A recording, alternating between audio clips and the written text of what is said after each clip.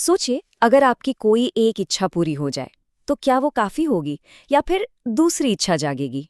और तीसरी? अच्छा, आज हम एक ऐसी ही कहानी देखने वाले हैं, एक मछुआरे और एक जादुई मछली की, जो हमें सिखाती है कि कैसे कभी न खत्म होने वाली इच्छाएं आखिर में सब कुछ छीन सकती। तो कहानी की शुरुआत होती है एक बिल्कुल शांत और साधारण सी दुनिया से। गहरे नीले समंदर के किनारे एक छोटी सी झोपड़ी और उसमें रहने वाला एक मछुआरा और उसकी पत्नी।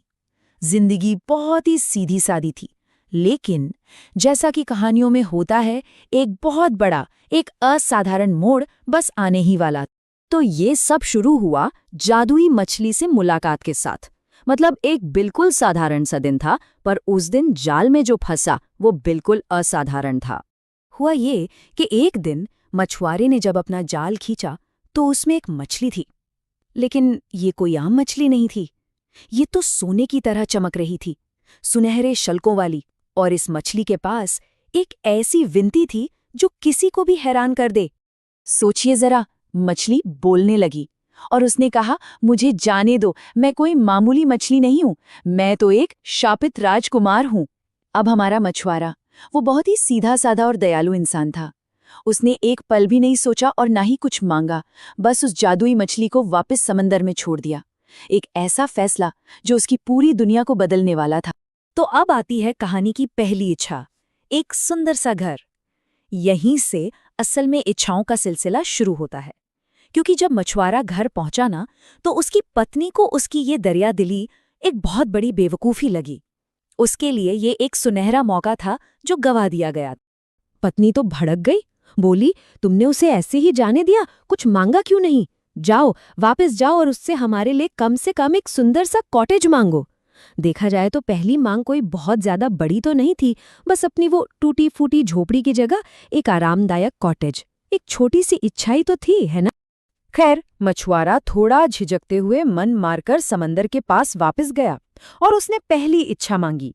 और बस जादू देखिए, पलक झपकते ही वो पुरानी जर्जर झोपड़ी एक सुंदर से लकड़ी के कॉटेज में बदल गई।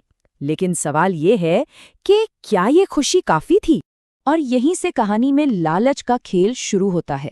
बढ़ता लालच और बढ़ती इच्छाएं, एक ऐसा चक्र जो कभी पूरा ही नहीं होता, क्योंकि वो नया कॉटेज अपने साथ संतुष्टि नहीं बल्कि और ज्यादा पाने की भूख लेकर आया था।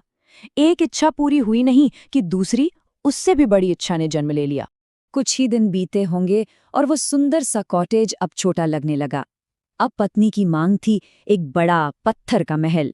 बोली, जाओ और मछली से एक आलीशान पत्थर का महल मांगो, एक ऐसा महल जिसमें ढेर सारे नौकर चाकर भी हों।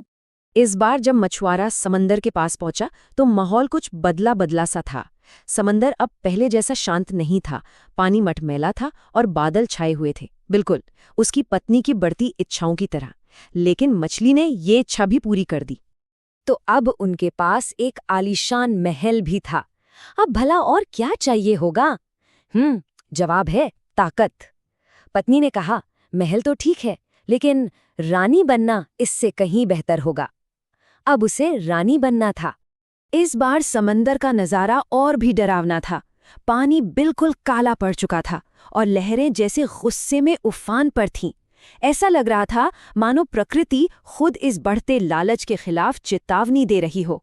पर मछली ने ये मांग भी पूरी कर दी और वो रानी बन गई। लेकिन सत्ता का नशा वो कहाँ रुकता है। रानी का ताज भी अब छोटा लगने लगा। अगली मांग आई, रानी बनना काफी नहीं है, अब मुझे महारानी बनना है, ताकि पूरी दुनिया उसके सामने सिर झुकाए।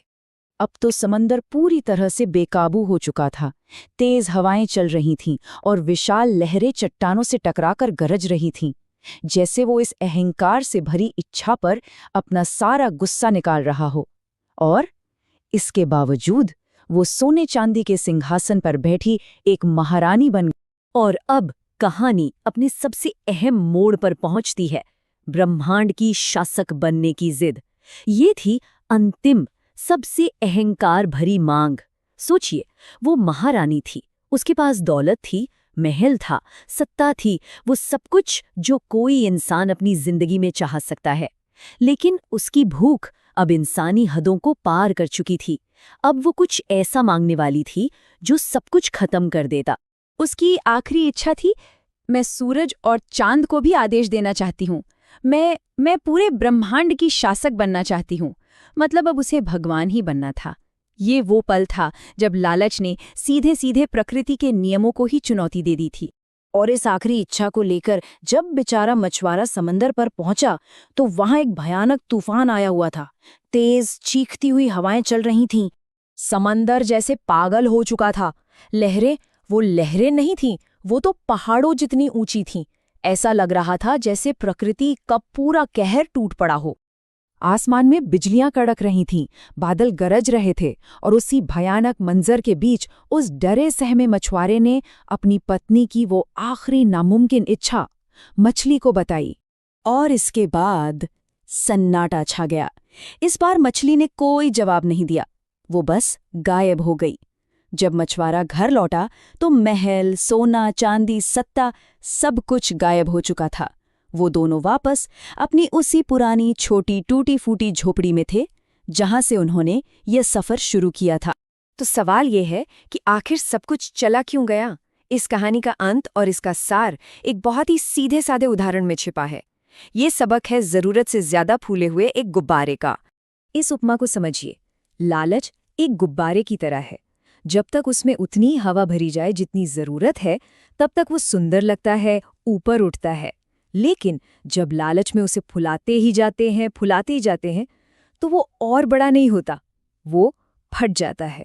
चलिए इसे कहानी से जोड़कर देखते हैं। पहला कदम, जरूरत, झोपड़ी से कॉटेज। ये गुब्बारे में हवा भरने जैसा था, वो फूला और खूबसूरती से ऊपर उठा। दूसरा कदम, लालच, महल, फिर रानी, फिर महारानी।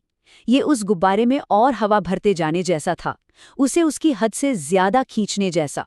और तीसरा कदम, परिणाम, वो आखिरी इच्छा। गुब्बारा फट गया और हाथ में कुछ भी नहीं बचा। तो ये कहानी हमें एक बहुत गहरे सवाल के साथ छोड़ जाती है। मानवीय इच्छा की असली सीमा क्या है? हम सब अपनी जिंदगी में और बेहतर चाहते हैं, और ज्यादा पाना चाहते हैं, लेकिन वो कौन सा मोड़ है जहां हमें ये समझना होता है कि बस इतना काफी है? सच्ची खुशी क्या वाकई और ज्यादा पाने में है, या जो हमारे पास है उसमें संतुष्ट हो जाने में है? इस पर सोचिएगा जरूर।